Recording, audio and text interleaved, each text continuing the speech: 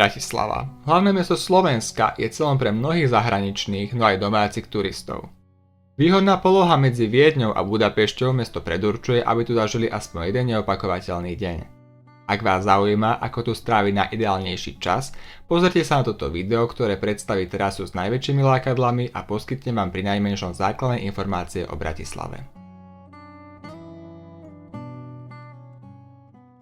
Do metropoly v strede Európy môžete precestovať rôznymi spôsobmi, no osobne odporúčam autobusovú dopravu do vynovenej autobusovej stanice. Vhodné je zakúpiť si jednodňový cestovný lístok pre mestskú hromadnú dopravu v hociktorom automate a následne ho len raz označiť pri vstupe do dopravného prostriedku. Výlet začneme po raňajkách, keď je najhodnejší čas navštíviť tržnicu pod holým nebom. Je to unikátny priestor, kde môžete kúpiť čerstvé ovocie, zeleninu, kvety, ale aj koláče, akými sú bratislavské rožky. Pred tržnicou je autobusová zastávka, z ktorej sa dostaneme na druhú stranu Dunaja. Tu začneme prechádzku za pamiatkami. Nasledujúci úsek je možné prejsť do 2 hodín, počom bude nasledovať obedová pauza. Najskôr sa prejdeme cez Sadienka kráľa, čo je najstarší verejný park v strednej Európe. Park leží na nábreží Dunaja, z ktorého sú nádherné panoramatické výhľady, ako aj z výhľadkovej veže UFO. Do centra pôjdeme po starom moste. Po pravici od neho sa nachádza nová moderná štvrť, ktorej dominuje budova Slovenského národného divadla. Na prilehlom námestí je socha Štefánika, ktorého Slováci považujú za najvýznamnejšiu osobu z národných dejín, lebo pomohol k vzniku Československa.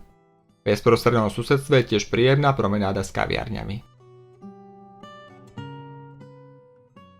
Po prejdení promenády sa ocitneme opäť na konci starého mosta, ktorý ústie do Šafarikovho námestia, kde leží najstaršia slovenská univerzita, Univerzita Komenského a secesné mešťacké domy.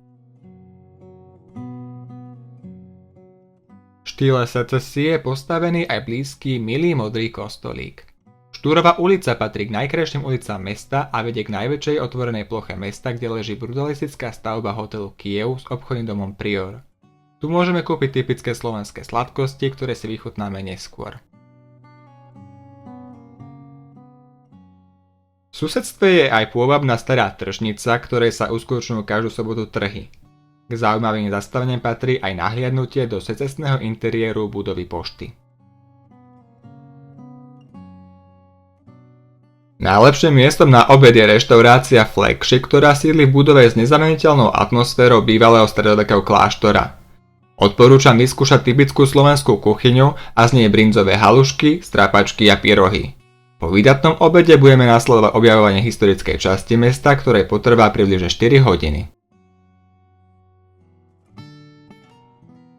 Cesta vedie okolo primaciálneho paláca do nádvoria Starej radnice. Obdivovatelia architektúry môžu navštíviť aj väžu s okozľujúcim výhľadom na starúčké budovy. Z hlavného námestia pôjdeme k historickej budove Slovenského národného divadla popri nápaditých sochách Šejana Nácia Čumila cez uličky, ktoré sú známe so skvelými zmrzlinárňami. Nedaleko sa nachádza nábrežie Dunaja s menším parkom, kde leží budova Slovenského národného múzea, vojenské pomníky, model historického jadra mesta a výrazná budova Slovenskej národnej galérie. Históriu príjemného mesta formovalo mnoho národov, a to najmä Nemci, Maďari, Slováci a Židia. Pred koncom prvej svetovej vojny sa mesto nazývalo ako Prešporok, pričom Nemci volali mesto ako Presburg a Maďari ako Požoň. Najvýznamnejšou sakrálnou stavbou mesta je dom svätého Martina. Na vrchole veže by ste nenašli kríž, ale korunu Uhorského kráľovstva, čo odkazuje, že tu boli v novoveku korunovaní uhorskí panovníci. Malebnými uličkami so skvelými výhľadmi na dominantný hrad sa dostávame k Michalskej bráne, ktorá je jedinou zachovala zo 4 mestských brán. Odtiaľto je to len kúsok prezidentskému palácu. Pred budovou je zastávka trolejbusu, ktorým sa hravo prepravíme až na hrad a k parlamentu, alebo ešte ďalej k významnému vojenskému pamätníku padlým počas druhej svetovej vojny na Slavíne.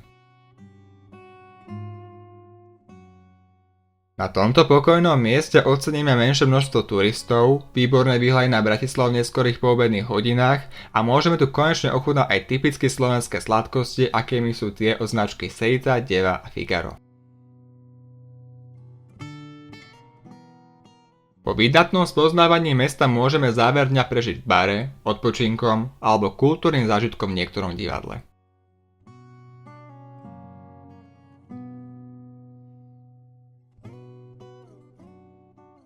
Ak by ste v Bratislave strávili viac dní, môžete obdivovať obratenú pyramídu, čo je budova Slovenského rozhlasu, preskúmať hrad, podhradie a hradby, alebo objavovať blízke okolie, kde nájdete hrad Devín, galériu Danubiana alebo podmanivú prírodu Železnej studničky a rozhľady na Devínskej kobyle. Mesto na Dunaji je podmanivé aj v priebehu roka, keď sa vyplatí navštíviť korunovačné slávnosti v lete, festival súčasného umenia Biela noc na jeseň, ako aj vianočné trhy v zime. Hoci patrí Bratislava k menším veľkomestám, verím, že vás video zaujalo a čoskoro ho prídete spoznať.